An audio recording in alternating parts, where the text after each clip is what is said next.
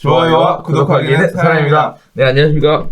2020년 11월 21일 한발 앞서 소식을 전하는 고품격 부동산 토크쇼 부동산 별별 시사에 오신 여러분을 환영합니다. 지난주 휴방이었습니다. 제가 개인적으로 일이 있어서 네. 그래서 저기 멀리 제주도 갔다 오느라고. 네. 나 제주도 가고 싶은데. 제주도 갔더니 바람 엄청 불고 비 오고. 사람은 좀 줄었죠.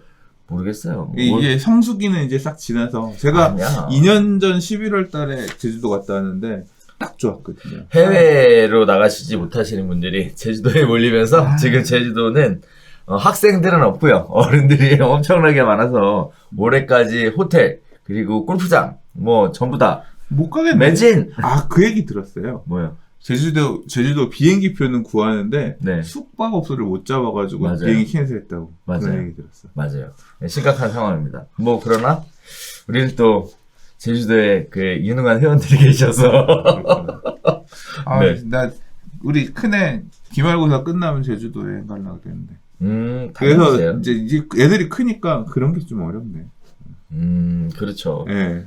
애 어릴 때 많이 가세요. 네, 좋은 얘기입니다. 많이 네. 다니세요. 그러니까요. 나는 후회 중에 좀 더 갈 걸. 가려고 노력 많이 하긴 했는데 애들 학원 스케줄에 뭐 시험에 이런 게 있으니까 이제 앞으로는 더 없을 거 아니야. 그러겠죠. 많이 네. 다니세요. 지금도 없어요. 우리 애도 마찬가지인데 왜? 아니야, 더 없어. 섭섭해져 나중에. 그 기억 추억을 빨리 많이 만들어야지. 좋은 얘기입니다. 네. 네. 자, 오늘 메인으로 다룰 얘기는요, 24번째 대책이죠. 자, 그래서 하나씩 살펴보도록 하겠습니다.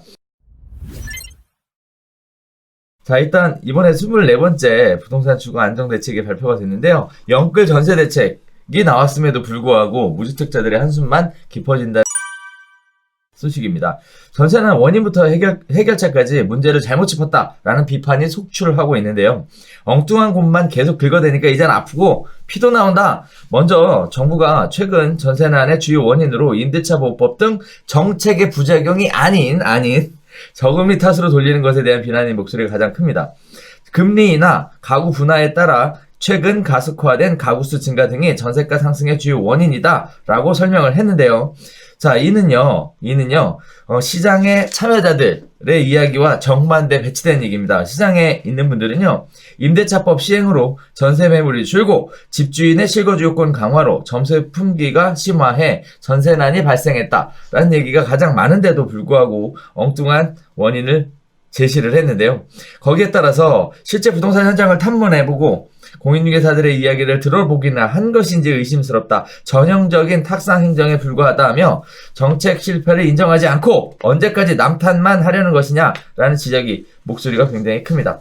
자, 관련된 부분들이 계속 이야기가 나오고 있는데요. 서울부동산정보관장에 따르면 임대차 3법 시행 이후에 서울 아파트 전세 거래량은 지속적으로 감소했습니다. 지난 7월 13,265건에서 8월 9,911건으로 줄어들었고요.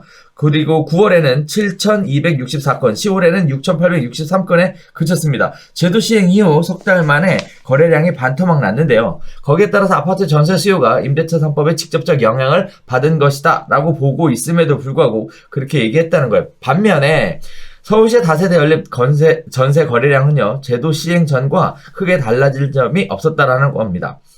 7월의 거래량, 9월 쭉 얘기가 나오고 있는데요. 어쨌든 지난해 같은 기간 6,321건과 비교해 볼 때 24%가량 물량이 줄어들었고요. 단독 다가구 역시 물량의 변동폭은 미미하다라는 겁니다. 7월에 7,925건인 전세 거래량은 7월에 4,925건인 전세 거래량은 10월에 4,123건으로 802건 주는데 불과했다라는 건데요. 거기에 따라서 서울의 전세 수요 가운데 아파트는 임대차 3법의 영향을 크게 받아 거래량은 물론 공급량까지 줄었다는 얘기. 반면 비아파트는 정책 영향을 받지 않아 전세 수요 변동도 크지 않았다는 이야기 계속 나오고 있는 상황입니다. 자, 여기에 첫 번째 쟁점인데요. 일단 전세 가격의 상승의 원인이 무엇이냐라는 정부의 시각과 일반 시장의 시각이 전혀 다른 차원에서 시작을 했는데 이거 딱 보시면서 어떤 생각 하셨습니까? 이게 사실 제가 당일날 그때 발표 나오는 이게 아침에 보도자료가 아침에 8시 몇 분인가 나왔어요. 국토부 홈페이지에. 받아가지고 보고 제가 한 12시쯤 사무실에 나가서 잠깐 이제 놓고서 그때 처음 보면서 유튜브 방송을 했어요. 지금은 이제 내렸는데 네. 보면서 이제 이게 시장 상황을 판단하고 이게 첫 단락에 나온 내용입니다. 좀 전에 얘기가 지금 전세 가격은 왜 올랐는가 이렇게 지금 써놨잖아요. 그렇죠. 이거 보면서 그랬죠. 와 끝내준다. 이렇게 아닌 척 어떻게 이렇게 모르는 척 아닌 척 이렇게 불러댈 수 있었나. 참 어이가 없었다기보다는 뭐 이렇게라도 둘러댈 수밖에 없었던. 그러니까 지금 전월세 그러니까 임대차 입법 그래서 임대차 보호법 개정안에 따른 부작용일 수도 있지만 그렇죠. 이제 그 부분도 원인이 아닌 것은 아니나 실제 원인은 다른 곳에 있는 것처럼 둘러서 이렇게 한 거죠. 이거 말이 안 되죠. 저금리 때문에 그렇다. 저금리가 어제 오늘 얘기예요? 예를 들어서 저금리가 이게 갑자기 7월달 8월달 들어서 저금리가 확 와닿았어. 그래서 전세가 올랐어? 그렇지 않잖아요. 지금 그렇죠. 급등했잖아요. 그렇죠. 이 급등의 원인은 저금리가 아니지. 저금리는 그냥 원인도 아닌 거예요. 어떻게 보면. 그러니까 저금리가 전세 가격을 전체적으로 높이는 데 영향을 끼치는 건 맞아요. 근데 그거는 이번에 발생한 문제의 원인이 아니라 뭐 저금리는 금융위기 이후 계속 있었던 거니까 이제 그렇게 지금 이런 식으로 둘러대기에는 적절한 이유가 아니고 가구 분화에 따라서 가구 수가 늘어났다. 알죠. 근데 이것도 설명이 안 돼. 가구 분화 그럼 갑자기 몇 개월 사이에 막 늘었나? 그건 아니죠. 그렇죠. 가구 분화가 많이 되면 어떤 주택의 임대가 불안해지냐? 소형 주택들, 그렇죠. 작은 주택들, 말 그대로 그런 주택들, 원룸이라든가 이런 주택들의 임대 가격이 올라야 되는데 지금 전세난의 원인이 그게 아니잖아. 그러니까 이것도 딴 얘기야. 그래서 지금 그러면 실제로 현실은 어떠냐? 지금 코로나 때문에 원룸이나 이런 데들 임대료가 오히려 내려가고 있어요. 올라가는 게 아니야. 그 시장은 오히려 지금 시장이 반대로 이게 수요가 줄면서 왜냐하면 대학가 주변이나 소형주택의 임대가 지금 되게 많이 필요한 지역이 말 그대로 청년들이나 이런 곳들, 청년들이나 이런 분들이 들어가야 되는 대학가 주변 이런 쪽이 많은데 코로나 때문에 학교가 다 온라인으로 바꾸니까 방 얻었다가 다 방 빼고 학생들 가잖아요. 그래서 지금 그 동네는 가보면 방이 벼 있어. 저도 벼 있어. 안 들어와. 찾는 사람이 없어. 그래서 월세가 내려가고 있는 상황이거든요. 지금 전세나 세대 분화가 원인도 사실은 아닌 거예요. 어떻게 보면. 장기적으로는 문제가 될 수 있죠. 그렇기 때문에 벌써 2009년, 10년부터 서울시도 재개발할 때 소형주택 많이 지으면 용적률 더 주거나 이런 소형주택을 공급하려고 하는 그런 정책적인 부분들은 계속 해왔고 그래서 도시형 생활주택이란 개념도 나온 거고 그건 있었지만 지금의 문제는 아니다. 그래서 지금 얘기한 큰 두 가지 꼭지가 뭔 헛소리야? 보면 이건 뭔 개소리야? 왜 이런 걸 이렇게 얘기를 해? 그러니까 면피 목적으로 다른 걸 내세웠지만 시장 참여자들 그 누구도 지금 뭐 전문가라고 하는 분들도 아무도 동의하지 않고 당장 기다 보면 지금 논박을 한 거 아니에요. 그렇죠. 지금 전세 가격의 급등을 당연히 누가 봐도 좀 전에 니네가 했었던 임대차 입법, 임대 3법, 그리고 이제까지 계속해왔던 실수요자, 이 실수요자 관련된 내용들이 그런 거 아니에요. 지금 당장 뭐 올해 나온 대책들만 봐도 재건축, 수익을 가지고 재건축할 때는 주인이 인용거주 해야 돼. 그렇죠. 그러니까 회차 내쫓고 들어가서 하는 거 아니야. 그렇죠. 그리고 앞선 대책에 나왔던 내용들 중에 앞으로 주인이 양도소득세 비과세 받으려면 무조건 일단 거주를 채운 다음에 가능해. 보유만으로는 안 돼. 언제 이후 양도분부터. 그래서 세입자도 계속 내보내고 있는 거 아니야. 맞아요. 그래서 그 영향 때문에 지금 안 그래도 공급 물량들이 굉장히 제한적인 상황에서 지금 이런 대책들을 막 하나도 아니고 여러 개를 동시다발로 두들겨 내고 있다 보니까 지금 부작용으로 이게 급격하게 임대 가격이 불안한 상황이 나타나고 있는데 그걸 아니라고 뻔뻔하게. 그러니까. 이걸 우겨.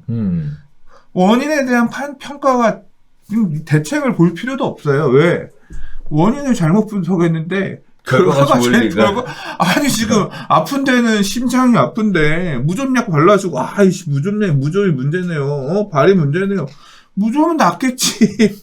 심장은 그대로인데 원인에 대한 판단이 질병에 대한 원인 판단이 잘못됐는데 해법이 나오겠어? 24번째 대책 보나마나지. 실제로 보나마나지. 사실 보나마나는 아니에요. 그쪽 부분에서 도움이 될 만한 부분은 있지. 근데 전체 시장에 큰 영향을 끼칠 만한 내용은 뭐 뒷부분에서 이제 얘기하겠지만 아니더라. 마치 그래요? 이런 느낌이었어요. 결과를 만들어 놓고 일단 답을 갖고 오래. 전세 시장이 불안하니까. 그러니까 일단 짜낸 거지, 영끌에서. 네. 그리고 나서 이거를 뭐라고 설명해야 될까? 이런 대책을 만든 원인에 대해서, 거기에 대해서 마치 짜 맞추는 듯한 이런 느낌이 들어서 사실 조금 그렇더라고요. 네. 이거 완전 뭐 내가 볼 때는 헛발질도 좀 그런 약간 오버하면 그런 것 같아요. 공산당 뭐 이렇게 노동당보당 기관제에서 뭐 어쩌다라고 자기네 혼자 주장하는 말들 있잖아. 그런 수준의 얘기들이 계속 나오고 있는 것 같아. 그러니. 아무도 공감하지 않는 얘기를 니들은 어떻게 생각하든 내 말은 이게 맞다. 북한 애들 그런 거 맨날 하잖아. 그런 느낌이야. 이거 어떻게 이걸 받아들이라고. 전혀 공감이 1도 안 가는 그런 내용을 가지고 원인 분석을 계속하고 있으면 보면서 국민들이 다 끌끌 차지. 앞으로 이제 계속 나오면 또 헛소리 하겠네. 뭐 이런 식으로 계속 받아들이겠지. 맞아요. 그래서 사실 부동산 가격이 불안할 때부터 정부에서 지속적으로 주장해왔던 것 중에 하나가 뭐였냐면 공급 물량 충분하다. 공급 물량 충분하다. 그다음에 이번에도 나왔어요. 이번에도 그러니까. 공급 물량은 뭐 그 어느 때보다 많은 수준이다. 공급 물량이 안 충분하니까 네 진짜. 그러더니 나중에 임대차 3법 도입할 때도 뭐라 그랬냐면 그것 때문에 우리가 오랫동안 조사해봤는데 큰 영향은 없다. 아니 뭐 올해도 내년에도 5만 그거 다 원룸 입주잖아. 그러니까 실제로 그 기만하고 있는 거지. 빤히 민간 업체에서는 2만 몇천이라고 그러는데 우리가 이제까지 아파트 공급한 거 다 체크해 보니까 재건축이나 분양한 단지들 생겨서 입주한 물량을 보니까 2만 몇천 개인데 서울시 국토부 우리가 볼 때는 5만 그게 5만 나머지 2만 5천이 소형주택들 행복주택들 민간은 우리랑 그러니까 지금 전세난이 발생하고 있는 이런 서울 핵심 지역에 방 2개, 방 3개짜리 이런 아파트 이런 물량이 아닌 거잖아요. 그러니까 그걸 갖다가 그래서 그 당신네가 지금 5만이라고 얘기하는 거는 그런 민간에서 체크할 수 없는 그런 소형 임대들이기 때문에 그런 쪽은 안정화될 수 있지만 이렇지 않은 부동산 시장이 다 차별화되어 있잖아. 지역도 차별화되어 있고 그런 것들은 당연히 불안할 것이다 얘기를 했는데 맨날 나와서 나 아니라고 우리가 맞다고 하는 지금 그 말이 틀린 게 다 드러났잖아. 그 한편으로는 그런 생각도 들어요. 물량이 부족합니다. 그 물량을 공급해야 되는데 공급할 방법을 찾았으면 됐을 걸. 이번에 좀 나왔어요. 그래서 나오긴 나왔죠. 뭐 그런 부분들이 좀 아쉬웠고요. 또 한편으로는 뭐랄까요? 뭔가 원인에 대해서 얘기를 하고 나서 그거를 인정을 하고 거기에 따라서 대책을 좀 만들어줬으면 좋겠는데 이런 형태로 엇박자가 자꾸 나니까 이제 안 믿는 거죠, 사람들이. 이 불신이 굉장히 커져가는 것 같아요. 마치 뭐 양치기 소녀 같은 그런 느낌? 그러니까 이게 대책이 나올 수가 없는 게 큰 전제를 바꿀 수 없기 때문에 뭐 못 나오는 거예요. 실수요가 중요하다.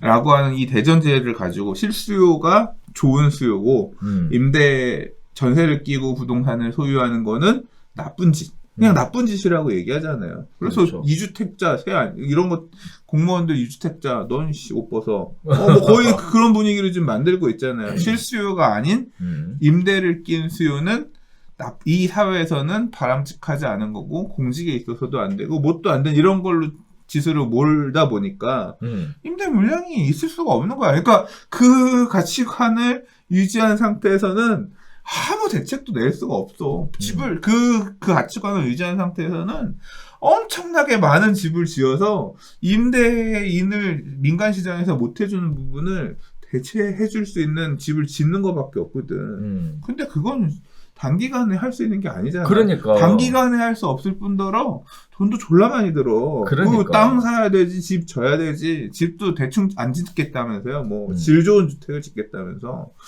질 좋은 집 지으려면 돈이 많이 들지. 그러니까. 네, 땅도 많이 되지.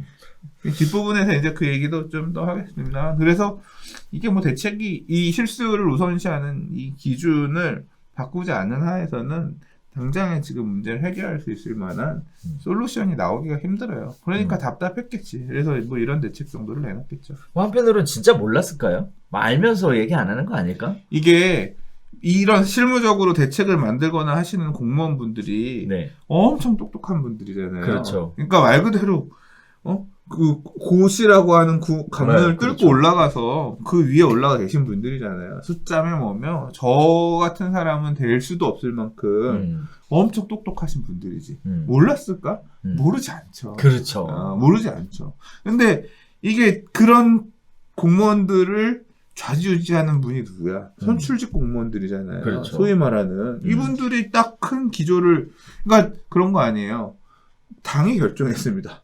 따라야 되는 거잖아. 그 내용에 따라 정책이 만들어지고 그 정책 범위 안에서 할 수 있는 카드들을 갖다 끌어내는 거니까 이따위 보고서가 나오는 거지. 그러니까 이게 그런 어떤 그 정치적으로 뭐 그러니까 이 공약들이 지켜져야 되는 거지. 사실 이제 임대차 3법이라고 하는 것도 전월세 상한제나 계약갱신 청구권도 사실 대통령 선거 당시의 공약이었다. 그러니까 공약을 지키기 위해서 이거는 지켜져야 되는 거다라고 해서 그런 큰 뼈대들이 일단 뭐 시기 이런 거 상관없이 일단은 요번에 무조건 간다 정해졌기 때문에 뭐 나머지 부분들이 지금 이 부작용이 나는 건데 어쩔 수 없다, 감안해야 된다, 이렇게 국민들이 감내하고 받아들여라, 뭐 이런 측면이겠지만, 그러니까 지금 이 사단이 나고 있다는 것도 알아야 되고, 이제 결국엔 그 밑에 공무원분들도 뭐 이런 문제가 발생할 수 있을 거라고 생각했던 분도 있고, 뭐 아닌 분도 있었겠지만, 아닌 분들이? 모르죠. 이제 그 안에 공무원 조직도 엄청나게 많은 분이 있을 건데, 결국은 그렇게 힘 있는 분들이 이렇게 결정해서 갔으니까, 이런 부동산 대책들, 법률 개정안들이, 사실 임대 가격이 올라가는 게 난 나쁘지 않아. 왜냐면 나한테는 이득이거든. 그러니까 별로 사실 뭐 이렇게 헛발질하는 대책이 나온다고 해서 저 개인적으로는 뭐 아이고 역시 끌끌끌 뭐 이럴 수 있지만, 이제 이 부분 때문에 힘드실 분들을 생각하면 좀 안타깝죠. 그렇죠. 자, 두 번째 이야기 가보겠습니다. 자, 이번에 그래서 전세 가격이 불안해? 그러면 물량을 늘려서 공급할게 라는 얘기가 나왔는데요. 물량 공급에 관련된 얘기가 나오자마자 이런 얘기가 또 나오고 있습니다. 전세난 근본 원인을 방치한 채 물량만 늘리는 게 과연 실효성이 있을지 우려된다 라는 이야기가 나오고 있는데요. 정부가 2022년까지 전국에 11만 4천 가구, 수도권에는 7만 2천 가구를 전세 위주로 공급하기로 했습니다. 대부분이 공실인 공공임대를 활용하거나 다세대나 오피스텔을 매입해서 전세로 재공급하는 방식을 의미하는데요. 빈 상가와 오피스, 호텔 등을 리모델링해서 공급하는 것도 포함이 됐습니다. 장기간 공실인 임대주택이 입지가 좋지 않거나 상품성이 떨어져 수요자들이 외면하는 경우가 많은데, 현재 전세난은 아파트 부족에 따른 것인데 새로운 공공임대는 빌라, 오피스텔이 대부분이라서 공공임대를 전세로 전환하고 빌라 임대를 늘린다고 해서 아파트 중심의 임대차 시장이 안정되진 않을 것이다. 자, 거기에 따른 이야기들이 계속 나오고 있는 상황입니다. 아니, 물량을 공급하겠다라고 얘기했는데 왜 자꾸 실효성이 없다라고 얘기하는 건지 어떻게 보시고 계십니까? 그러니까 요번에 나온 대책들 보면 이게 대책 나오기 전날 이제 찌라시가 돌면서 커뮤니티며 카톡방이며 여기저기 되게 시끄러웠어요. 이제 내용들 중에 보면 뭐 호텔이나 뭐 공장이나 이런 것들을 주택으로 용도 변경을 해서 쓸 수 있게끔, 그렇게 집이 되면 거기가 살면 문제 해결되는 거 아니냐, 이런 굉장히 나이브한 접근, 되게 비판이 많이 있었고, 근데 요번에 대책 내용 중에 뭐가 있냐면, 그러니까 어떻게 보면 현실적인 답을 내릴 수 있을 만큼 내놨어요. 다급했지. 뭐냐면 지금 이미 지어져 있는, 그러니까 민간 임대 사업자들이 갖고 있는 빌라들 있잖아요. 그러니까 이제까지 뭐가 이게 꾸준히 해왔던 거예요. 매입형 전세. 그렇죠. 그러니까 LH가 이 민간 사업자가 지어가지고 보유하고 있는 다세대 주택 같은 거 있잖아요. 이거를 LH가 매입해서 다시 전세로 놓는 이제 이런 걸 갖다가 자금을 좀 투자를 해가지고 지금 젖어 있는 집들도 사서, 그러니까 민간 시장의 임대 가격은 불안한데 이렇게 매입을 해서 전세를 놓으면 우리가 좀 싸게 전세를 놓을게 이런 거잖아요. 그렇게 그렇죠. 해서 좀 싼 임대 물량들을 민간 시장에 공급을 해서 공공이 공급을 해서 좀 낮추는 노력을 하겠다.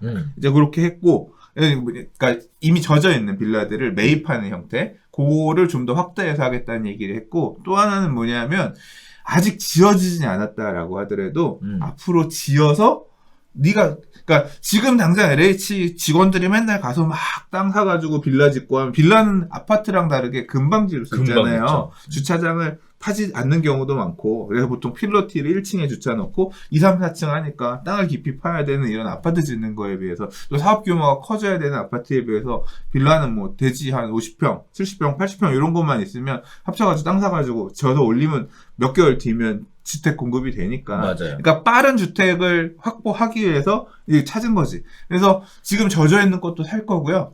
아직 안 젖어 있는 집도 우리가 시행하면 좋겠지만 민간이랑 같이 하겠다. 그냥 짓고 다니는 빌라 업자분들 여러분들께서 땅 사서 빌라 져서 우리 LH에 파세요. 그럼 우리가 LH를 매입 확약해서 땅 사는 단계, 뭐 이 단계부터 해서 산다는 확약을 해서 임대를 어떻게 줘서 이렇게 가겠다. 도와주겠다. 이제 이런 거거든요. 대신 이제 지을 수 있는 집은 빌라라는 거죠. 이제 요거 얘기 나오면서 뭐라 그랬냐면 아파트보다는 질 좋은 빌라. 그러니까 입이 방정이라고, 너는 아파트 살면서 왜 질 좋은 빌라 있다는 소리 하냐.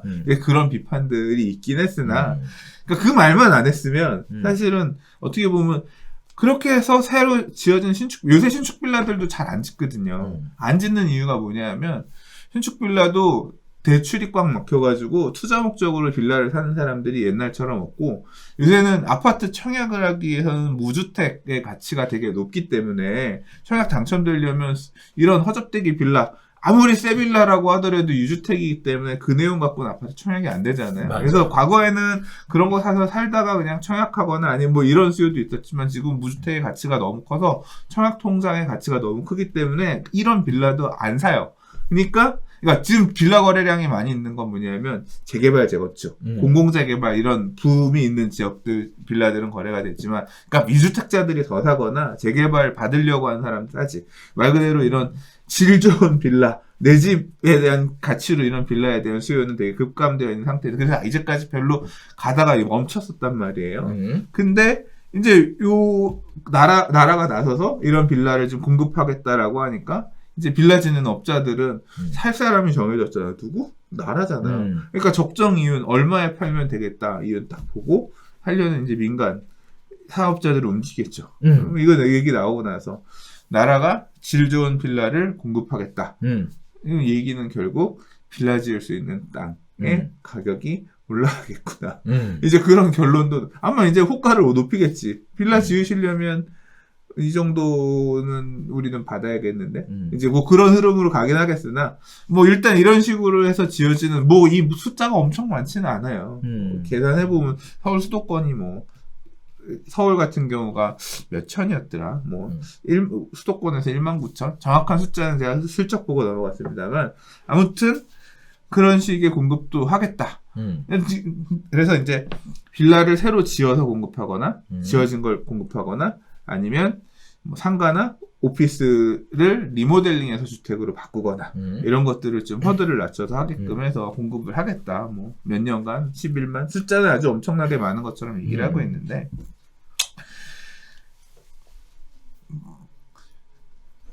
예를 들어 애들 학교를 대치동에서 보내야 되는 분들이 대치동에 이런 신축 빌라가 지어지면 몇 년 있는다 해서 아파트가 없으니까 일부 갈 수 있죠. 아파트 전세 살려다가 뭐 옆에 빌라 가서 몇 년 살 수도 있죠.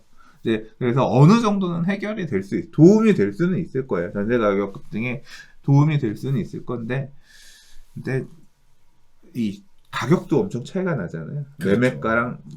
매매가도 차이가 나지만 임대가도 차이가 나잖아요. 그렇죠. 근본적인 대체 수요가 되기는 힘들죠. 그래서 지금 얘기한 요 대책에 대해서는 효과는 있겠으나 일부만 혜택받는 일부는 효과, 그러니까 요 물량들을 주거 지역으로 옮겨갈 수 있는, 뭐 예를 들어 오피스텔을 전환해서 주택으로 만들었어. 저는 못 가서 살죠. 나는 아예 상관없어. 우리 옆집 아저씨도 그렇고 윗집 아랫집도 똑같아. 그럼 누가 되겠어요? 뭐 이제 대학가에서 원룸 찾던 학생이나 아니면 뭐 신혼부부들이나 일부 이제 필요한 계층들 이런 분들한테는 도움이 될 것 같아요. 근데 여전히 이런 수요하고 상관없는 주택 수요에 있는 분들 이런 분들한테는 전혀 상관없는 그러니까 진단과 대책이 어긋나는 그런 대책이 아닐까 싶어요. 자, 이렇게 다들 아파트가 필요하다고 하는데 왜 갑자기 뭐 오피스, 호텔, 다세대 뭐 이런 건 얘기가 왜 나오는 겁니까 도대체? 그쪽이 좀 안 좋아.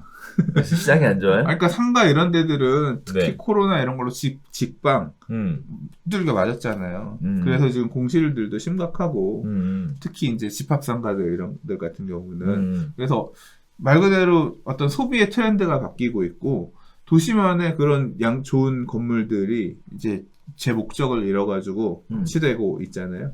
그래서 뭔가 어떻게 이 부분들을 개선해야 될 것인가에 대한 고민도 있는데 한편으로는 도심지 안에 양질의 주택이 부족하다. 이렇게 있으니까 두 개를 맞물려서 그럼 상가를 주택으로 바꿔보면 어떨까? 이제 그런 상태인 거고. 일정 부분 저는 의미 있는 거라고 봐요. 되게 비판하는 분들도 많은데 저는 일정 부분 의미 있다고 생각해요. 다만 이 비용이나 이런 걸 따졌을 때 이게 남는 장사, 그러니까 이게 그만큼 자원을 들여 살 만한 부분인지에 대해서는 그러니까 주택으로 용도를 변환하는 게 최선의 방법인지는 전문가 분들이 왜냐하면 비용의 문제가 발생하는 거기 때문에 좀 따져서 그러니까 막 정치적으로 해결하기보다는 이것도 결국 시장에 맡겨야 되는 거예요. 만약에 저한테 야, 저 오피스를 사서 주택으로 바꿔서 세를 놔봐라. 만약에 계산해, 그럼 저는 이제 제가 이걸 통해서 수익을 내야 되니까 계산기를 두들겨 봐야 될 거 아니에요. 정치적으로 해라 이런 게 아니라 가서 한번 두들겨 봐라고 하면 리모델링 할 경우에 층고가 너무 높아서 이거는 여기는 그러니까 그런 걸 완화해주기에 층고가 높은 경우에는 복층 오피스텔 이런 거 할 수 있잖아요. 그렇죠. 그거 예를 들어 허용을 해준다라고 복층이면 임대료 얼마까지 넣을 수 있겠네. 계산해보고 하나 유닛당 하는데 비용 해서 전체 해보니까 얼마 정도 비용이 나와. 그럼 하나당 한 칸에 얼마 세를 넣을 수 있어? 그러면 이게 이 건물에 대해서 이렇게 했을 때 비용까지 고려해가지고 이득이 나겠네. 남는 게 있다. 괜찮다. 가는 거고. 근데 또 이제 주택으로 바꾸면 문제가 뭐냐면 종부세가 엄청 나와. 이제 그런 세제까지 감안해서, 야, 씨발, 이 세를 내고서 하는 게 맞을까? 만약에 그걸 해주려고 하면, 세를 또 이제 종부세를, 이런 경우에 완화해주는 뭔가 특례 규정 같은 게 있어야지. 이제 그런 것들을 고려해서 민간 시장에 들어가야 되는 건데, 지금, 얘기하면서도 생각이 나지만, 종부세를 건드려 놔가지고, 법인이든 개인이든, 이거 임대로 가는 거는 미친 짓이다. 실효성이 얼마나 있을까 싶다. 그러니까 민간 시장에 맡기기에는 이 종부세를, 그러니까 보유세를 이런 식으로 과하게 해놓은 상태에서는 민간 임대업자가 되겠다는 건 엄청난 월세를 받지 않고서야 미친 짓인데. 전매 사업으로 하신대잖아요. 네? 전매 사업으로.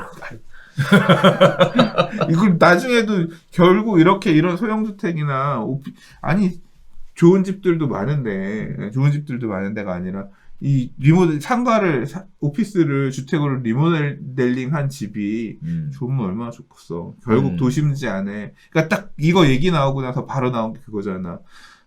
너부터 그 리모델링 해놓은 집에 가서 애 키우고 봤어. 살아봐라.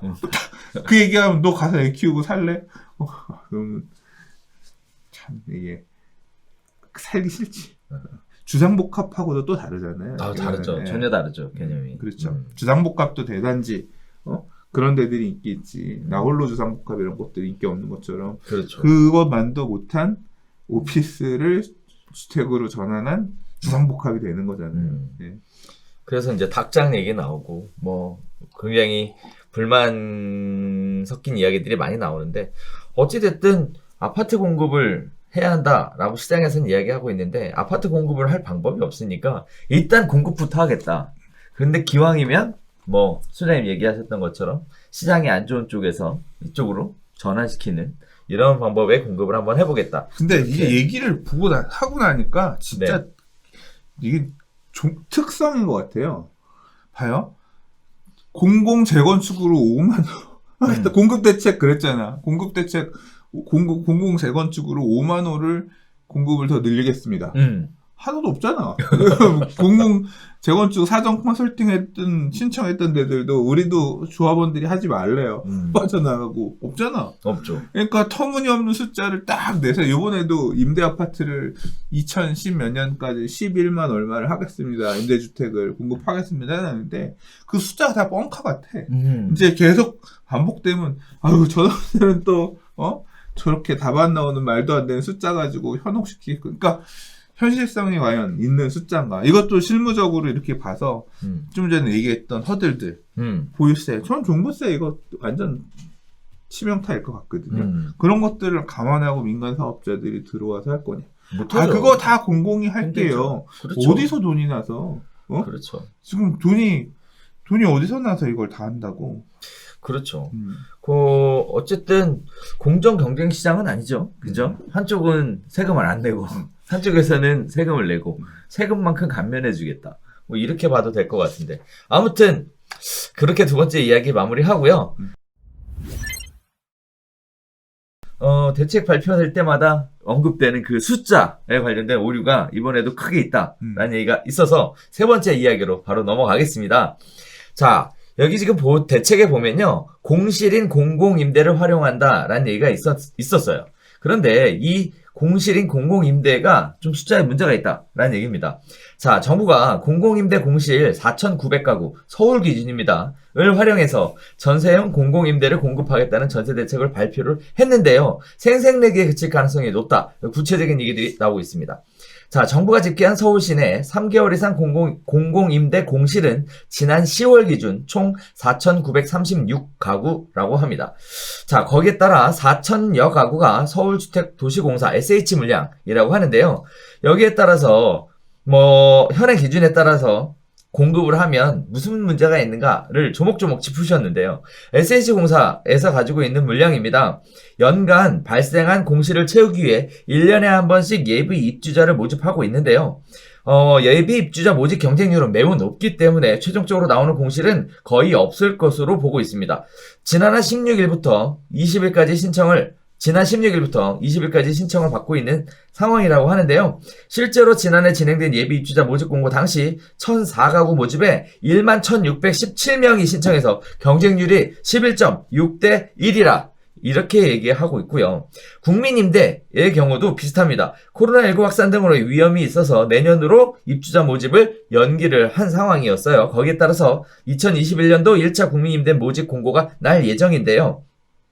최근 SH공사가 진행한 2020년 2차 국민임대 주택 입주자 모집에 엄청나게 많이 몰려서 10대 1의 경쟁률을 기록을 하고 있다라고 얘기를 합니다. 거기에 따라서 전세형 임대로 다시 얘기하면 공실인 공공임대, 다시 얘기하면 공실이 없다라는 얘기를 이렇게 조목조목 따져서 이야기를 하고 있어요. 거기에 따라서 전세형 임대로 전환 가능한 물량은 다가구 매입해서 임대하는 정도가 될 것이다 라고 보여지고 있고요. 거기에 따라서 서울시에서 공급하겠다고 밝힌 전세형 공공임대 8,900가구 중 절반 이상이 공공임대 공실 활용 물량이지만 이 계획은 반쪽짜리 대책이다. 이런 얘기가 나오고 있는데요.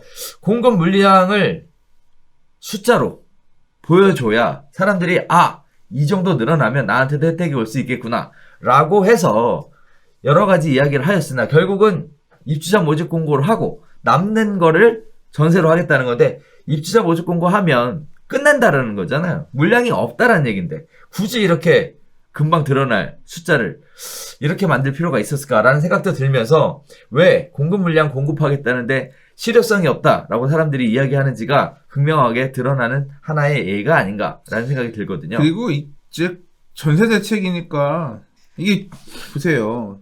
이 전세 임대 아파트를 전세로 공급하는 거, 공공이 전세로 공급하는 게 이게 중장기적으로 가능한 대책인가요? 저는 불가능하다고 보거든요. 왜냐하면 돈이 SH고 LH고 공기관이 돈이 엄청 많아야 돼. 그렇죠. 엄청 많아야 전세주택을 계속 공급할 수 있는 거예요. 물리적으로 그렇게 되면 전세를 계속 준다는 얘기는 LH나 SH가 자산도 엄청 많아야 된다는 거잖아요. 근데 부채 많은 회사인데. 엄청나게 많죠, 부채. 제가 박원순 시장님이 오세훈 시장님이랑 전 시장님이랑 선거할 때 그 당시에 이 토론 자료를 보면서 되게 분노했었어요. 왜냐하면 진짜 짜증이 났거든요. 그 당시에 얘기가 뭐였냐면 서울시가 부채가 많다. 빚덩이 서울시를 만들어 놓은 걸로 공격을 했어요. 박원순 시장이. 근데 오세훈 시장이 그때 뭐라 그랬냐면 서울시의 부채가 많은 건 SH공사의 부채가 많아서인데 SH공사가 부채가 많은 건 마곡지구 땅 매입하느라 그 보상비를 줬어야 늘어났지만 그 땅을 지금 확보했기 때문에 이제 좀 있으면 땅 택지들을 팔아서 현금이 들어올 거다. 그러면 다 그게 괜찮다. 그러니까 지금 빚이 아니라 사실은 땅이 자산이 늘어나면서 빚이 잠시 늘었던 거고 이 땅 팔고 나면 그 다음에 우리 빚이 줄어들 거다. 된다 이런 거였거든요.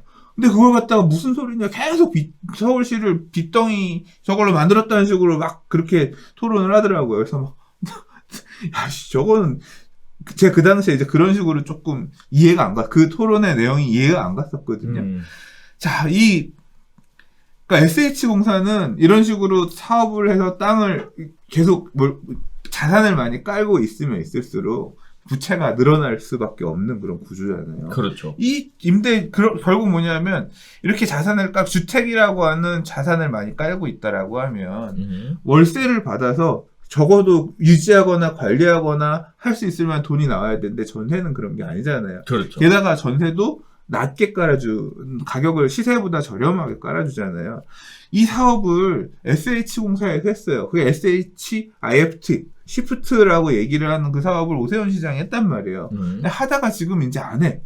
기존의 중대형 평을 시프트, 20년간 안심하고 살 수 있는, 임대료 상한 제한이 있는 안심하고 살 수 있는 장기전세 주택 해가지고 엄청 홍보하고 2000년대 후반부터 하다가 지금 이런 식으로 장기전세 주택으로 했던 집들을 살고 있는 사람들은 그냥 살지만 나가면 그 집은 다시 장기전세를 안 넣고. 그렇죠. 지금 그냥 월세로 놓거나 다른 형태로 가고 있거든요. 왜냐하면 이게 엄청난 부담인 거예요. 이 공사 입장에서는. 결국 계속 이걸 하겠다는 얘기는 뭐냐면, 그러니까 전세주택을 공공에서 계속 이런 식으로 공급하겠다는 얘기는 뭐냐면 계속 빚잔치 하겠다는 얘기밖에 안 돼요. 그럼 빚잔치를 계속하면 어떻게 돼? 터질 거 아니에요. 그렇죠. 예, 이건 그러니까 근본적으로 중장기적으로 갈 수 있는 모델이 아니에요. 그러니까 지금 이걸 대책이라고 내놨다는 얘기는 뭐냐면 다급하니까 보여줘야 되니까 지금 일단 한시적으로는 우리가 좀 이런 식으로 좀 액션을 취해야 될 때니까 지금 안 나가. 원래 우리가 월세 받으려고 했던 집인데 전세가 없다고 하니까 우리가 그냥 전세를 좀 놔줄게. 요만큼은 우리가 좀 손에 까고 가야지. 이거 그냥 내세운 거야. 근데 여기 지금 기사에 얘기한 것처럼 근데 장기 임대 3개월 이상 임대가 안 되고 월세로 먼저 나가면 그건 못 준다. 이렇게 해놓은 거야. 내심 그러겠지. 제발 월세에서 끝나게 해주세요. 기도하겠지. 그러면 너무한다. 일단 전세로 생색은 내놨고 3개월 이상 어쩌죠. 3개월 이상 전 안 비어 있었네. 월세로 차버렸네. 그래서 못 주겠네. 그러니까 그냥 좀 다급해서 내놓은 방안이고, 그리고 이 물량들이 얼마나 쓸모 있는 물량이냐도 중요하죠. 그렇죠. 예, 이 물량, 이 공공임대나 이런 영구임대, 국민임대 이런 집들 같은 경우는 임대료도 되게 싸잖아요. 그렇죠. 그리고 주택들이 작잖아요. 중형, 소위 말하는 20평대도 잘 없잖아요. 30평대 이런 거 당연히 없고. 그래서 물량들이 아무튼 하겠다는 그러니까 의미는 있어. 근데 이게 얼마나 지금의 말 그대로 몇 억씩 튀어 올라가는 이런 아파트들의 전세 가격하고 무슨 상관이 있는 대책이냐. 그냥 숫자는 몇천 가구 이렇게 있지만 실제 그래서 내가 그거 그래요? 그럼 몇천 가구 전세가 나와요? 가서 볼까 하면 내가 가서 살 수 있는 집은 아니네. 이제 이런 식으로 보면서 대책 맞아요. 이렇게 고개를 잘래잘래 저을 수요자분들이 있을 것이다. 자, 그래서 네 번째 이야기로 바로 넘어가 볼게요. 지금 현재 숫자를 가지고 이야기를 했으나 현실적으로 검증해 보니까 공급될 물량이 없더라 라는 얘기와 함께 이번에는 질 좋은 주택을 공급해달라 라는 요청에 따라서 질 좋은 중형 임대를 공급하겠다는 얘기도 발표가 됐습니다. 자, 질 좋은 중형 임대 63,000 가구를 공급하겠다. 그리고 성남, 낙생 등 6곳을 선도단지로 거론을 했습니다. 중산층 3, 4인 가구를 위한 대책이고요. 거주기간 최장 30년으로 확대하겠다라는 얘기인데요. 임차가구 주거 안정을 위해 주택수급 관리와 함께 공공임대를 질 좋은 평생주택으로 업그레이드하는 방안을 병행 추진할 예정이라고 얘기합니다. 고품질 중형주택이 신규 도입되면 5년간 약 63,000 가구가 공급된다고 하는데요. 선도단지로 거론되는 지역은 성남 낙생, 의정부 우정, 의왕, 청계, 부천 역곡, 시흥 하중, 대전 산단 등 총 6곳이라고 합니다. 2020년 사업 승인부터는 공공임대를 전면 적용할 계획으로 3기 신도시 등에 공급될 예정이라고 합니다. 자, 현재 청년은 6년, 자녀가 있는 신혼부부는 10년으로 제한된 공공임대주택의 주거기간을 계층과 관계없이 소득, 자산 요건만 충족하면 최대 30년까지 확대하겠다는 것을 목적으로 갖고 있고요. 저소득층 주거지원 강화를 위해 기존 영구 국민임대 입주 대상인 중위소득 100% 이하 가구의 전체 물량 공급의 60%를 우선 공급하겠다고 합니다. 또 가구 원수별 입주 면적이 설정되지만 넓은 평형을 원하는 수요자들을 위해서는 일정 수준의 임대료 할증 방식을 통해서 공급을 하겠다라는 얘기인데요. 고품질, 품질이 안 좋다 얘기가 나오니까 고품질에 대한 주택도 공급하겠다라고 발표를 했는데 왜 이건 또 실효성이 없다? 이런 얘기를 하는 건지. 진짜 뭐 실효성이 있다 없다를 얘기하기보단 네. 이번에 사실 임대 대책인데 그러니까 전월세 대책인데 이 내용이 한 꼭지 포함이 됐어요. 네. 근데 이 내용은 이재명 경기도지사가 계속 얘기해왔던 기본주택이라는 개념을 민주당이 갖고 와서 이제 정부가 갖고 와서 본격적으로 앞으로 임대 대책에 넣겠다 이런 내용으로 받아들여져요. 그러니까 지금 30년 동안 거주할 수 있는 그러니까 주택을 매수하는 게 아니라 국가가 임대하는 저렴한 말 그대로 이제까지 임대주택의 개념은 작은 소형주택들, 그렇죠. 배려계층들이 사는 저소득층들이 사는 질이 좀 안 좋은 이런 주택의 개념이라 꺼렸다라고 하면 아니야 이제 앞으로는 뭐 싱가포르 이런 데에 얘기했죠. 그래서 다른 나라의 사례처럼 우리나라도 20, 30평형대, 30, 40평형대 아파트도 국가가 안정적으로 월세 내면서 국가에 월세 내면서 살 수 있는 그런 주택들을 요지에 넣게 되면 야 집은 그냥 가서 거주해서 살면 되지. 뭐 굳이 집을 사서 차익을 남기고 어떤 투자의 어떤 그런 개념으로 받아들이지 않게끔 그렇게 패러다임을 바꾸겠다 이런 데서 출발한 거거든요. 그 얘기가 너무 달콤했던 것 같아요. 그래서 끌어갖고 왔어. 근데 이걸 보면서 이 부분을 보면서 누가 분노하셔야 되냐면 청약통장 가지고 3기 신도시 들어가려고 하셨던 분들, 택지지구 들어가시려고 하셨던 분들 분노하셔야 돼요. 당신들이 받으려고 했던 집 뺏어서 이거 임대료 짓겠다는 얘기입니다. 3기 신도시 안에서도 뭐 좋은 위치, 역 주변의 좋은 위치는 다 이 기본주택이라고 하는 중형 임대로 넣고 분양 물량들은 역에서 좀 비껴있는 사이드에 넣고 이런 식으로 공급하라고 했잖아요. 중형 임대를 많이 넣으면 결국은 분양 물량이 줄고요. 그러니까 아파트 줄 서서 이제까지 3기 신도시 분양 나올 테니까 사전 청약 나올 테니까 기다려라 했던 그 통장 들고 계셨던 분들이 옛날에는 100개 받을 수 있었으면 이거 들어가면 80개, 70개로 줄어들면서 그만큼 내 몫이 줄어든다. 내가 될 수 있는 몫이 줄어들 거라고 생각을 하셔야 되는 거고 또 한편으로는 소형주택들 이런 것들도 당연히 소형주택들의 일부도 줄어든다고 봐야죠. 중형이 그만큼 자리를 차지하면 차지할수록. 그래서 그만큼 가능성이 낮아지는 거기 때문에 되게 분노를 하셔야 되는 대목이에요. 첫 번째로는. 두 번째는 뭐냐면 이 중형주택도 맛배기밖에 안 될 가능성이 커요. 계속 이런 식으로 공급할 수 있을까? 할 수 있을까요? 어렵죠. 왜? 돈의 문제니까. 그렇죠. 결국은 이걸 지으면 이런 식의 중형주택을 계속 지으려면 임대료가 현실 공공이 나서서 예를 들어서 우리나라의 모든 논밭을 나라가 다 사. 그래서 앞으로는 쌀은 나라에서 다 배급을 해줄게 하면 쌀값이 안정화되나요? 그렇게 안 돼요. 시장이라고 하는 게 그렇게 결국 시장이라고 하는 역할이 있단 말이에요. 정부가 나서 다 한다고 해서 결국 정부가 답이 안 나오면 정부가 나서서 한다고 해서 최고의 효율이 만들어지지가 않단 말이에요. 오히려 더 그런 공기관이 나서서 할 경우에 부패하고 그러면서 더 가격은 비싸질 수도 있단 말이에요. 더 판단을 민간 사업자들은 뭔가 사업을 하기 위해서 온갖 경우의 수를 다 두고 손해볼 것까지 감수해가면서 해가지고 최고의 가격들을 뽑아내려고 말 그대로 나오는 게 지금 시장이란 거 아니에요. 그런 기업들의 고뇌의 산물들, 그게 시장에서 경쟁해서 지금 시장 가격이 만들어지는 거잖아요. 공공이 나선다고 해서 무조건 싼 물건을 만들어낼 수 있는 게 아니란 말이에요. 근데 결국 이 중형 임대 아파트들을 공공이 나서서 만든다고 하더라도 이걸 계속 하긴 힘들단 말이에요. 왜? 계속 하려면 이걸로 계속 수익이 나야 되는데 말 그대로 빚덩이 부채가 계속 커지지 않으려면 이게 계속 수익이 나야 되는 건데 수익이 내려면 월세를 높게 받을 수밖에 없다고. 한계가 있단 말이에요. 이게 결국 이것도 뭐냐면 정부가 월세 받는 월세주택이라는 건데 두 가지의 경우의 수가 있죠. 월세가 굉장히 싸. 그러면 예를 들어서 이번에 공급되는 과천이라든가 아니면 하남이라든가 교산이라든가 이런 지역에 굉장히 핵심 지역에 주택들을 전부 다 이 중형 임대로 나왔어요. 그럼 내가 나는 뭐 내 집 마련 필요 없고 이 집에 가서 30년 살 수 있다. 그럼 나는 뭐 내 집 마련 안 해도 좋아. 나는 그럼 교산의 핵심 지역에 가서 중형 임대로 가서 살래라고 들어가 살았어요. 가보니까 임대료 싸고 너무 좋아.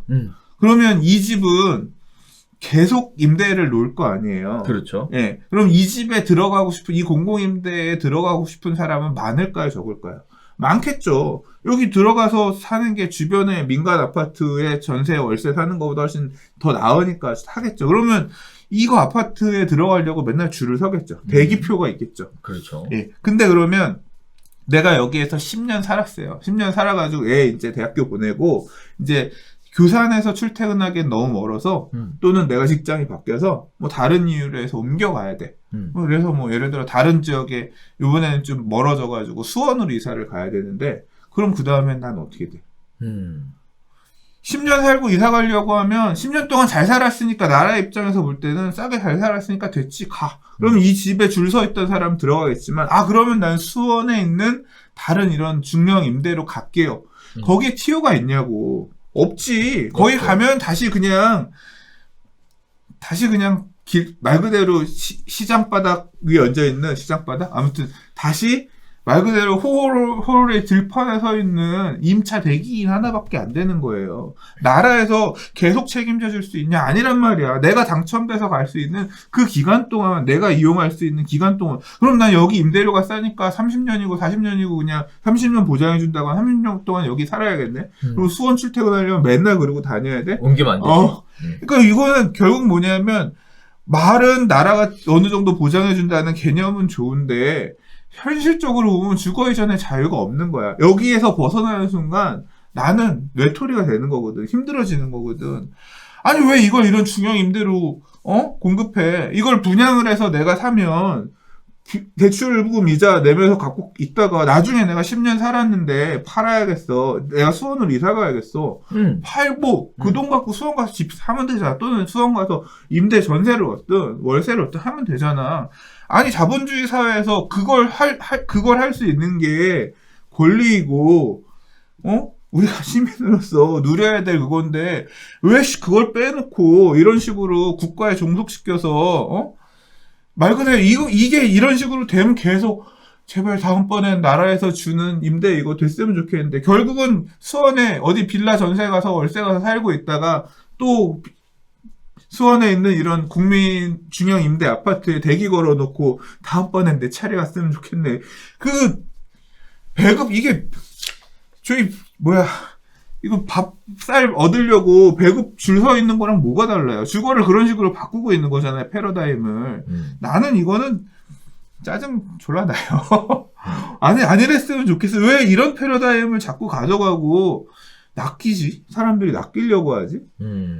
이런 거를 좀 저는 반대해요. 이 임대주택이나 임대에 이걸 갖다 중형으로 올리겠다 이런 개념이 나오기보다는 진짜 이런 임대주택들은 힘든 분들을 위한 쪽으로 보편적 복지 이런 개념으로 가기보다는 자원은 효율적으로 써야지.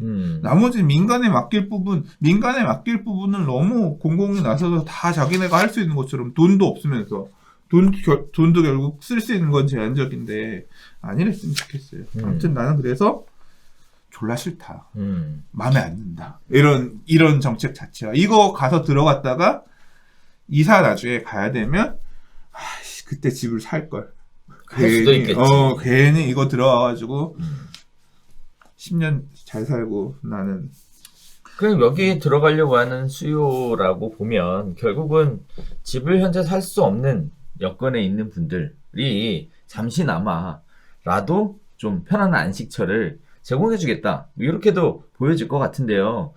30년 동안 또 돈 모으면 되니까 열심히 살아서 돈도 좀 모으고 그렇게 하시면 또 기회가 있지 않을까라는 생각도 살짝 들고요. 한편으로 소장님 얘기하셨던 얘기는 공감이 가는 부분이 있어요. 예전에 그 장기 선세 주택을 인근 시세에 뭐 절반 가격으로 공급하겠다. 80% 정도였어요. 80%였나요?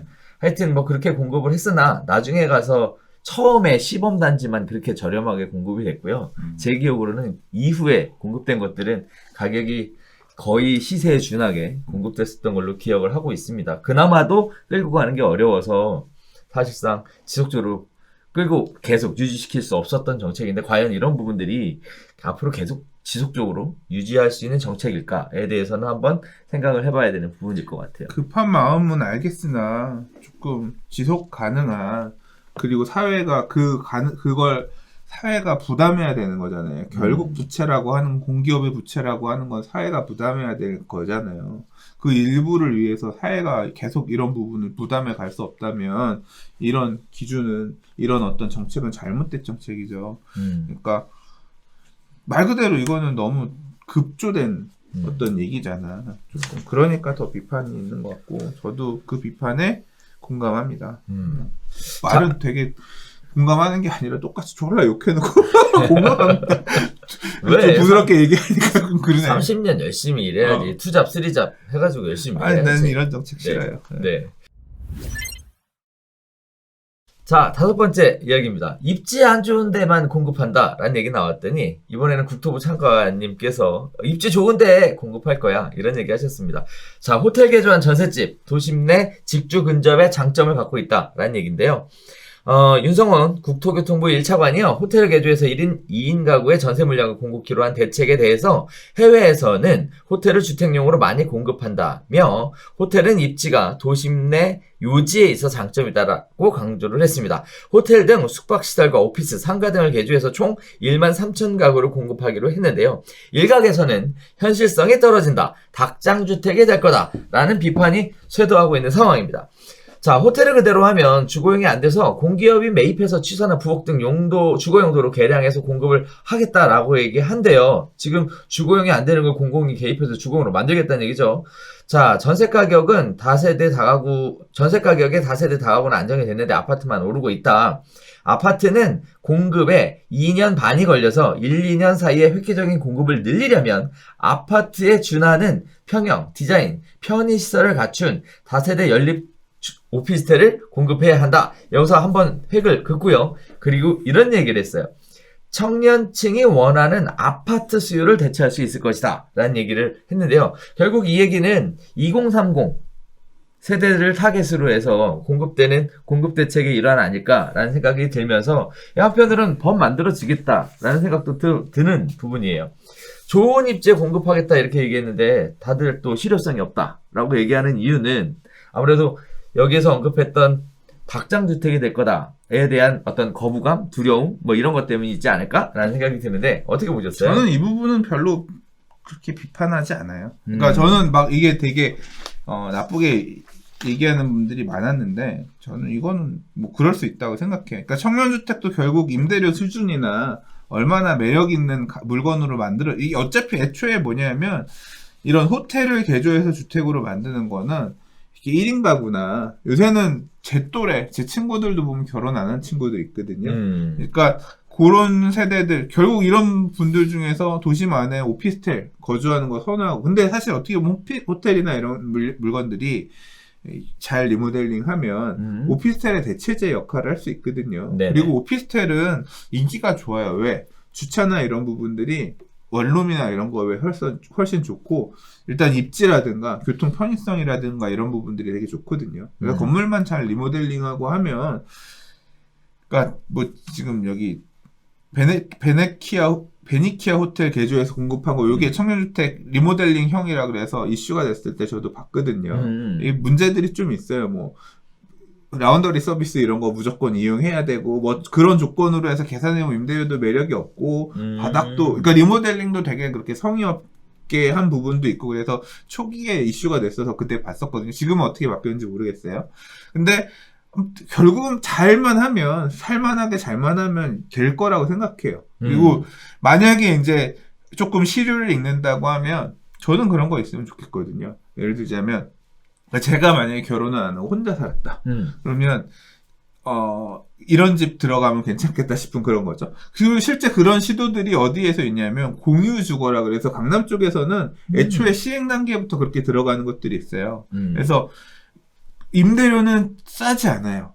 싸지 않은 대신에 그 안에 들어가면 같이 이용할 수 있는 바라든가, 그렇죠. 네, 뭐 당구장이라든가 그런 어떤 놀이시설 아무튼 그런 즐길 수 있는, 같이 어차피 거기에 거주하는 사람들이 대부분 1인 거주 가구들이니까 그 안에 친구도 만들고 사용할 수 있는, 방은 좁지만 같이 사용할 수 있는 뭐 독서실이나 사무실이나 어떤 이런 소호 공간 이런 갖춰져 있다든가, 이런 식의 개념들이 도입이 되면서 공유 주거들이 가고 있거든요. 한편으로 뭐 이런 호텔이나 이런 것들을 공간을 리모델링하면서 개인 독립 공간 만들어주고 그런 공유 공간들이 만들어지면 이런 식으로 리모델링하면서 충분히 그런 수요들을 대체할 수 있어요. 왜냐하면 그런 1인 가구들, 그러니까 소득이 어느 정도 있는 1인 가구들은 주거지역을 그런 도심지 근처에서 찾으니까 될 수 있을 거라고 봐요. 그래서 뭐 그걸 해서 이렇게 하는 부분까지 뭐 실효성이 없다? 지금 전세 대책하고는 상관없지. 왜냐면 지금 그런 임대 가격이 불안한 게, 애초에 원래 그런 원룸, 도심지 안에 소형 오피스텔 전세는 원래 없는 거니까, 원래 없었으니까. 그러나 그런 쪽에서 찾는다, 좀 저렴한 임대 물건을 찾는다라고 하면 그 그런 공급은 충분히 효과가 있을 것이다. 다만 지금 문제가 되는 학군지, 뭐 이런 지역, 주거 지역에 임대하고 너무 상관없죠. 왜냐하면, 그러니까 이걸 똑같이 지금 대치동의 전세 가격이 몇 억씩 급등하는데, 도심 안에 이런 호텔 바꿔서 전세 짓는다고 해서 해결이 될까요? 안 되죠. 대치동 전세, 목동 전세 오르는 거는 해결이 안 되지, 이거죠. 근데 다만, 도심지 안에 이런 거 찾는 사람들은 조금 이득을 볼 거다. 그러니까, 혜택 보는 쪽은 좀 다르게 나타날 거다. 근데 그런 쪽에서는 의미가 있다. 네. 저는 개인적으로 이런 생각이 좀 들었어요. 아까 잠깐 수장님도 얘기했듯이 수요가 원하는 건 아파트잖아요. 그런데 다세대 연립 오피스텔을 아무리 잘 짓는다고 아파트가 되진 않거든요. 뭐 호텔도 마찬가지, 오피스도 마찬가지입니다. 호박에다 줄 긋는다고 수박 안 되는 것처럼 이게 사람들이 원하는 주택은 아니다라는 생각이 일단 첫 번째고요.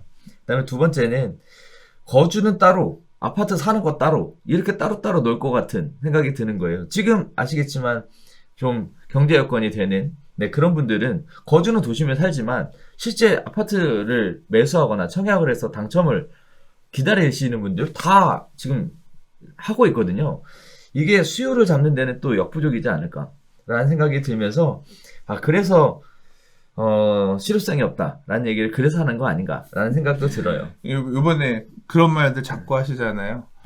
아까 지금 호박에 줄 긋는다고 수박 안 된다라고 하셨는데, 네. 호박도 곱씹어 먹어보니 수박 맛 나더라. 뭐 그런 느낌으로 빌라도, 질 좋은 빌라도 뭐 살아보면 아파트만 하다, 이런 소리 하잖아요. 호박도 잘 먹어보세요. 자, 그런 생각이 들면서 지금 대책에 관련된 얘기 쭉 나눠봤는데, 그러면 이번 대책이 결국 시장의 참여를 통해서 전세 물량을 공급하겠다라는 내용이 아니고 정부가 주도해서 어떻게 해서든 짜내보겠다. 그래서 사람들만 영끌해서 집을 사는 게 아니라 20, 30대만 영끌해서 집을 사는 게 아니라 정부도 영끌해서 전세를 공급하겠다라는 식의 이야기들을 계속 하고 있는 상황인데, 진짜 종합적으로 볼 때 실효성이 좀 있을까요? 그냥 존재가 없는 대책이잖아요. 사실 오늘 우리가 별별 수다 하면서 얘기를 하지만 이미 다 잊었어요. 무슨 대책이 있었는지 사람들. 관심 그러니까. 없어. 그냥 뭐가 있었나 보다. 이 대책들도 하도 나오고 별로 그냥 임팩트도 없다 보니까 요번에는 보면 언급만 하는 전문가분들도 많이 있었고 저도 그냥 대충 하고 넘겼고 이게 뭐 대책이냐 그냥 노력했다. 그럼 우리는. 어떻게 해야 돼? 전세 가격 계속 올라간다는 얘기 지금? 이제 내년에 뭐 또 나오겠죠. 내년이 지금 올해는 겨울로 가는 과정이라 지금 약간 또 코로나 다 심해지고 이러면서 이슈가 살짝 가려지는 느낌인데 이제 사실 임대 가격은 내년이 걱정입니다. 내년 이사철이 어떻게 될지 내년에 이제 신문지상 뉴스 브리핑 요새 안 하고 있거든요. 뉴스 안 보고 있거든요. 그러니까 안 보고 있는 게 아니라 별로 없어. 근데 이제 내년 이사철의 임대 가격 등등 지금도 맨날 지표 놓고서 뭐 들끓래 어쩌네 이걸 나올 게 어떻게 나올지 지금 뭐 상황을 봐서는 올해보다 더 심각해질 것 같은데 그 기사를 보면서 되게 아플 것 같아요. 마냥 임대 가격 올라가는 게 웃을 수만은 없는 일이거든요. 그러니까요. 보통 이 관련해서 얼마 전에 그 방송에서 나왔던 내용을 가지고 이제 그 누가 이제 짤을 만들어서 캡처를 해가지고 올려주신 내용을 본 게 있는데 직면에 있는 이사를 가야 되는데 집이 없어서 직면에 있는 분들 입장에서 진짜 너무 깜깜하겠더라고요. 그러니까 저도 아이를 키우는 입장이니까. 근데, 그러니까 저도 뭐, 저야 혼자 몸 좀 피곤해. 가능하죠. 근데 아이들을 학교를 어떻게 바꿔야 되고, 이것 때문에 집 때문에 옮겨야 되고, 이런 부분들 겹쳐서 가야 되는데 물건이 없어서 답이 안 나오고, 막 이런 당사자분들 입장에서는 너무나 고통스러운 상황이 될 거거든요. 빤히 보이거든요. 근데, 전세난 문제입니다. 얘기하는 것도 사실, 어떻게 보면 아프지. 그렇죠. 좀 이렇게 뭐냐면 이 전세가가 급등하는 모습을 안 보고 있으면 뭐 물론 이제 저도 전세 주고 있는 집이 있으니까 재계약을 하거나 뭐 할 때는 봐야겠지만 안 보고 있으면 이런 문제들이 발생하는 거를 좀 신경 안 쓰고 잊을 수 있잖아. 근데 이제 내년에 나오는 모습들을 보면서 어떨지. 그냥 지금 이게 제가 하고 있는 뭐 또는 다른 분들이 많이 얘기하고 계시는 게 기후였으면 좋겠고 내년에는 진짜 안정이 됐으면 좋겠지만 쉽지 않을 것 같아요. 전세시장 안정을 위한 정부의 적극적인 노력 하지 말아달라. 하면 더 문제 생긴다. 네, 이런 얘기들도 많이들 하고 있는데 아무튼 마음은 다 똑같은 것 같아요. 전세시장 안정화가 돼서 서민들, 실수요자들이 편안하게 살 수 있는 그런 제도, 그런 시장 분위기 이렇게 안착되는 거에 대해 뭐 싫어하시는 분들은 없을 것 같습니다. 아무튼 좋은 해결책이 나오기를 계속 별별수다와 함께 지켜봐 주시면 좋겠습니다. 자, 6번째 마지막 이야기입니다. 김포하고 대구, 수성구, 부산, 해운대구 등 7곳이 조정대상 지역으로 신규 지정이 됐어요. 집값이 오를 대로 올라가지고 이미 뭐 폭탄 상황인데 정부 규제가 실기한 거 아니냐. 집값 하락 전환 기대는 난망이다. 이런 얘기들이 나오고 있습니다. 자, 경기도 김포, 부산의 해운대, 수영, 동래, 연제, 남구, 대구광역시의 수성구를 조정 대상 지역으로 묶었습니다. 효력 발생은 20일부터 적용이 됩니다. 자, 김포시는요, 뭐, 최근 수도권 집값 상승과 전세난이 심화하면서 비규제 지역 풍선 효과로 집값이 급등한 상황입니다. 부산도 지난해 11월 규제 지역에서 해제된 지 1년 만에 다시 지정이 됐습니다. 대구도 수성구를 중심으로 학군 및 투자 소유가 증가해 올해 8월부터 상승폭이 확대되고 있다. 하지만 이들 역시 이미 오를 대로 올렸다라는 평가들이 이어지고 있는 상황인데요. 일부 투자성 수요를 억제할 수 있겠지만 집값 하락 전환을 기대하기는 어렵다라고 이야기들을 하고 있습니다. 자, 우리 별별수다 하면서도 지속적으로 이야기를 나눴었던 지역들 드디어 조정 대상 지역으로 묶였습니다. 조정 대상 지역으로 지정하게 되면 집가가 하락할 수 있지 않을까? 뭐 이런 기대 섞인 얘기들도 나오는데 어떻게 보세요? 조정 대상 지역으로 지금까지 지정해서 집가가 하락한 일은 없는 것 같은데 그걸 원인으로 해서 일시적 충격이 있었던 지역들도 있고 이제 이런 그렇죠. 규제가 들어가면 그 지역의 본 모습이 나오는 것 같아요. 이제 규제를 뚫고서도 가격이 올라가는. 그러니까 이제 뭐 승급했다. 뭐 이제 뭐 그렇게 표현하는 경우들도 있잖아요. 지금도 아이러니하게 규제가 가장 많은 지역이 가격이 제일 비싸고 그리고 또 그 와중에도 슬금슬금 올라가는 모습을 보이기도 하고 하잖아요. 잘 모르겠어요. 뭐 하락할까? 글쎄. 네. 그런데 왜 규제지역 지정은 왜 이렇게 늦었을까요? 이거 지금 해야 된다고 계속 얘기했는데 뭐 그동안 여러 가지 얘기들이 나오고 있는데요. 뭐 가장 대표적으로 나오는 얘기는 거기에 뭐 선거 관련된 얘기하고 같이 묶여가지고 굉장히 시끄럽더라고요. 그쪽에 있는 분이 뭐 나와야 되고 뭐 해야 되는데 뭐 해놓으면 뭐 어쩌고 저쩌고 뭐 이런 얘기들 나오는데 진짜 영향을 미쳤겠죠? 잘 모르겠어요. 다만 아무튼 이번에 수도권이 됐다. 지금 김포 되게 핫합니다. 아무튼 막 검색어 순위도 치고 올라가고 김포가 지난번에 빠져가지고 맞아. 김포가 사실 그래서 이제 메리트가 있는 지역이다라고 하면서 김포로 몰려가신 분들이 많았는데 이번에 지정되고 나서도 계속 지금 김포에 대한 관심이 이어지고 있는 것 같고 그리고 일단 부산에 메이저한 해수동에다가 연제구까지 포함해서 남구까지 포함해서 다 이 동남 쪽의 메인 라인이거든요. 남구, 연제구, 동래구, 수영구, 해운대 이거 조정 대상 지역 다시 걸었는데 수익지구는 안 걸었나 봐. 그죠? 네. 그렇죠. 안 네, 걸렸어요. 조정 대상 네, 조정 대상 지역만 지역으로만 했어요. 걸렸어요. 네. 네, 가격이 이렇게 올랐는데 좀 이거 너무한 거 아닙니까? 역차별, 수도권 역차별. 무슨 부산은 이렇게 뭐 3개월 만에 10억이 오른 아파트가 있다고 그러는데 조정 대상 지역만 걸고 서울은 까딱한 투기할 지역까지 다 걸어서 이게 이제 조정 대상 지역은 금융 규제나 이런 쪽이 많고 그렇죠. 투기할 지구로 가면 국토부에서 관장하는 직접적인 규제들이 더 들어가거든요. 그래서 이제 좀 서울 살아서 억울하다. 서울 살아서 그래? 아닙니다. 아닙니다. 자, 한편으로는 그런 생각도 좀 들어요. 뭐 여러 가지 바쁜 일도 있으셨겠죠. 여러 가지 뭐 생각들도 많으셨겠죠. 그런데 이거 지금 심각하다 계속 얘기 나왔고 이미 정량적 요건이라는 거를 갖췄을 것이다 라는 것이 사실 100% 예측이 되는 이런 상황에 이런 규제지역 지정을 왜 이렇게 늦게 했을까라는 생각은 의구심을 갖게 충분히 만들어낸 요소인 것 같습니다. 앞으로 규제는 더 이제 시작했으니까 사실 뭐 이 거론된 지역만 지금 뜨거운 게 아니라 주변 지역들도 더 뜨겁잖아요. 관전 포인트는 그거 같습니다.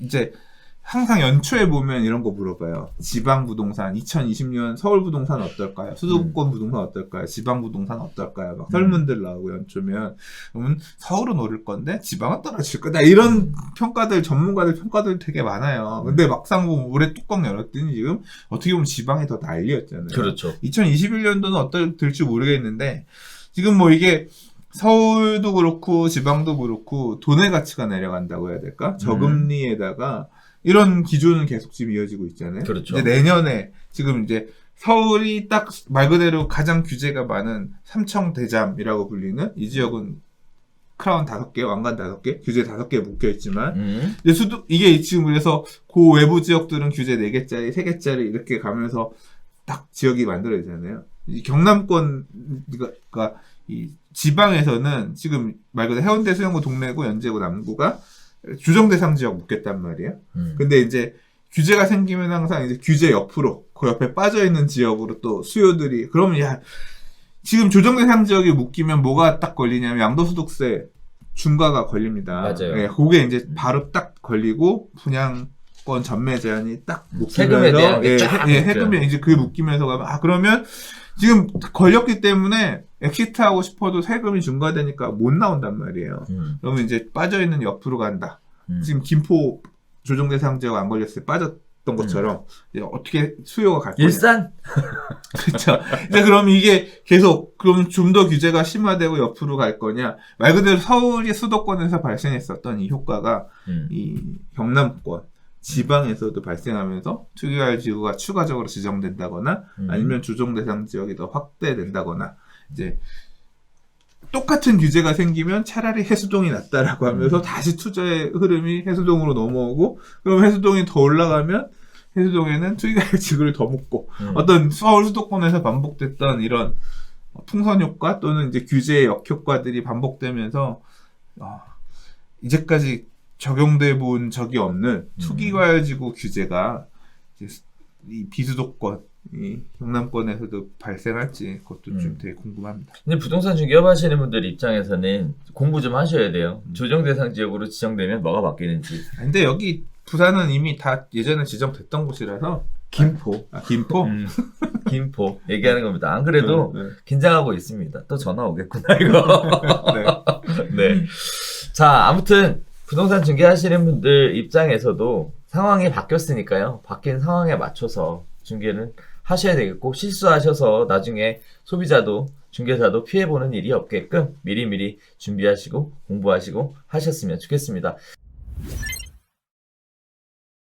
자, 오늘 저희가 준비한 소식은 24번째 부동산 대책과 관련된 걸 기준으로 해서 쭉 이야기 나눴는데, 뭐 말씀하셨던 것처럼 별로 볼 게 없었다라는 얘기를 계속. 그래도 저는 하고 싶었던 말 해서 속이 후련합니다. 아, 그랬군요. 난 저 중형 임대주택들 확대하고 어차피 계속 못 해줄 건데, 이거 기존에 지금 이제까지 제 주변에 아는 분이 청약통장을 지금 15년 넣었어요. 근데 계속 안 돼. 그것도 생애 최초라든가 신혼부부 특공 물량이 계속 늘어나면서 지금 15년을 청약통장을 부었는데 무주택으로 있으면서 그분이 2년 전에 저한테 뭐라 그랬냐면 상계동 쪽에 그 당시 아파트가 5억 정도 했는데 그때 그걸 살까 하다가 근데 청약통장이 10 몇 년 넘게 있다는 거예요. 근데 그거 아깝지 아깝잖아. 않냐고. 그리고 또 그때 3기 신도시 얘기도 있었잖아요. 그리고 사실 이제 그 당시에 그분이 가용 자금이 그렇게 많지 않아서 그때 전세를 옮겨갈까 그냥 집을 살까 고민을 하다가 청약통장 아깝긴 아깝다고 3기 신도시 발표하니까 그럼 3기 신도시 넣어볼까 그러면서 이제 그러셨거든요. 근데 지금 그 당시에 그 집이 지금 9억 10억이 됐대요. 5억짜리가. 근데 지금 여전히 2년 지났고 그러니까 이렇게 지금 3기 신도시 이런 물량들을 기다리면서 청약통장 못 쓰고 지금 기다리고 계신 분이 계신데 뭐 그 말 그대로 3기 신도시 안에서도 핵심 지역은 임대료 다 빼버리고 저기 어디 떨어지에 있는 이런 것들만 분양으로 가져갈 수 있다. 그나마 가격도 얼마일지 아직 몰라. 그렇게 해버리면 차라리 나는 지금 당장 그 얘기를 하시더라고요. 그냥 2년 전에 전세 안 가고 청약통장이고 이거 뭐고 나도 모르고 그냥 아파트 살 걸 그랬다고. 너무 속상하다고 하는 거예요. 그런 분들을 생각하면 뭐 생활 뭐 패러다임 이런 거 하지 말고 기다렸던 분들에게 집을 가질 수 있도록 임대인 갑질할 생각하지 마시고 물량을 좀 많이 주는 게 맞지 않나. 용적률도 좀 더 풀어서 원래 용적률 풀어서 3기 신도시 용적률 풀어서 더 공급한다고도 발표했었잖아요. 좀 풀어서 주는 게 맞지 않나. 저는 그렇게 생각합니다. 그러니까. 자, 저기까지 저희가 준비한 소식은 여기서 마치도록 하겠습니다. 다음 주에는 새로운 소식 가지고 다시 찾아뵙으면 하고요. 기왕이면 기쁘고 즐거운 소식도 끼어 있었으면 하는 바람도 가져보겠습니다. 다음 주에 다시 인사드릴게요. 감사합니다.